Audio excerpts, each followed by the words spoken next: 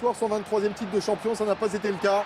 Mais ils ont malgré tout, pour Pâques, offert un spectacle absolument somptueux qui débute dès la 6e minute avec Serdan Shaqiri, titulaire en lieu et place de Franck Ribéry aujourd'hui. Et derrière, tout est allé beaucoup trop vite pour cette formation d'Hambourg. 2-0 avec Bastian Schweinsteiger avant le début du festival d'un homme qui n'est quasiment jamais titulaire, mais qui aujourd'hui aura réussi un quadruplé. Il s'agit de Claudio Pizarro, l'international péruvien, 33 ans, meilleur buteur étranger de l'histoire du championnat d'Allemagne. Tout est quasiment dit, les records sont encore à battre, à écraser. Ce Bayern-là ne s'arrête jamais. Oui, puis oui, les buts tous plus beaux les uns que les autres parce qu'il y a une grande diversité de la droite, de la gauche, sur coup de pied arrêté, sur le corner, des ballons dédiés. C'est peut-être celui-là que je préfère parce que je trouve que là, cette talonnade et puis la justesse dans la finition d'un Robben que j'ai trouvé brillantissime. Après, là encore, on se retrouve dans une situation où la défense est complètement aux abois. Je pense que là, Hambourg a perdu la tête. Ils ont la tête dans le seau.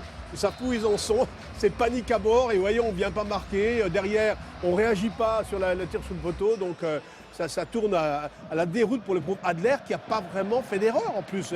Pas dire qu'Adler est bien réussi. Regardez, un Robben qui percute, qui lève la tête, qui donne derrière, puis la talonnade somptueuse de Pizarro. Là, c'est vraiment. Regardez comme il lève bien la tête pour donner ce ballon. Puis après, c'est le seul geste qu'il pouvait faire pour marquer.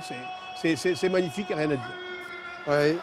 Arjen Robben qui vient déposer avec Westermann et 30 secondes plus tard, ballon perdu par Bruma, Claudio Pizarro pour Arjen Robben.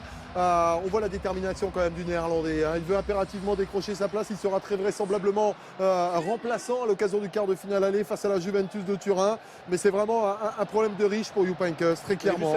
Cette action-là, elle résume à elle seule le match. Ribéry à l'arrêt, qui attend l'appel de son partenaire dans le dos de la défense. Qui lève la tête, Thomas Müller, excellent comme d'habitude, et à la sortie, Pizarro qui a senti le coup, qui marque. C'est de l'entraînement, quoi. Et regardez les défenseurs, ils lèvent la main, ils sont à la rue complètement, et c'est quand même de toute façon très bien joué. Il faut donc attendre la 75e minute et ce corner d'Arjen Robben pour voir Bruma sauver l'honneur, si tant est qu'on puisse encore sauver l'honneur après une telle gifle pour cette formation d'Hambourg qui, on le rappelle une nouvelle fois, n'est quand même pas la dernière venue dans le championnat d'Allemagne, même si sur ces dernières saisons, effectivement, l'équipe de Thorsten Fink n'a pas montré tout son potentiel. Et puis le 50e but en 150 matchs de Bundesliga pour Franck Ribéry, son 7e cette saison. Ouais, aussi, si on le laisse faire, hein, lucidité. Puis après, là, copie conforme quasiment du but encaissé, avec une défense qui est 2 fois battue au marquage.